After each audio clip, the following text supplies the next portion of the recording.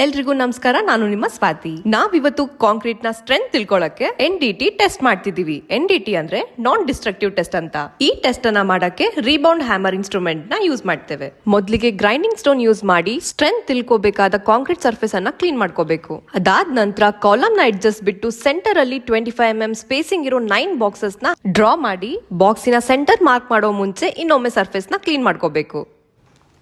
ಇದಾದ ನಂತರ ಟೆಸ್ಟ್ ಮಾಡಲಿಕ್ಕೆ ಪಾಯಿಂಟ್ಸ್ ಅನ್ನ ಮಾರ್ಕ್ ಮಾಡ್ಕೊಳ್ಳಿ. ರಿಬೋಟ್ ಹ್ಯಾಮರ್ ನ ತಗೊಂಡು ಮಾರ್ಕ್ ಮಾಡಿರೋ ಪಾಯಿಂಟ್ ಮೇಲೆ ಇಂಪ್ಯಾಕ್ಟ್ ಮಾಡಿ ಬಂದಿರೋ ರೀಡಿಂಗ್ ಅನ್ನ ನೋಟ್ ಮಾಡಿ. ಆ ಟೋಟಲ್ 9 ರೀಡಿಂಗ್ ತಗೊಂಡು ಅದರ ಆವರೇಜ್ ವ್ಯಾಲ್ಯೂ ಕ್ಯಾಲ್ಕುಲೇಟ್ ಮಾಡಿ ಬಂದಿರೋ ರೀಡಿಂಗ್ ಕಾಂಕ್ರೀಟ್ ನ ಸ್ಟ್ರೆಂತ್ ಆಗಿರುತ್ತೆ. ಅಕಸ್ಮಾತ್ ಬಂದಿರೋ ವ್ಯಾಲ್ಯೂ ಗ್ರೇಟರ್ ದೆನ್ 40 ಇದ್ರೆ ವೆರಿ ಗುಡ್ ಸ್ಟ್ರೆಂತ್ ಅಂತ. ಹಾಗೆ 30 to 40 ಇದ್ರೆ ಗುಡ್, 20 to 30 ಇದ್ರೆ ಫೇರ್, ಲೆಸ್ ದೆನ್ 20 ಇದ್ರೆ ಪುವರ್.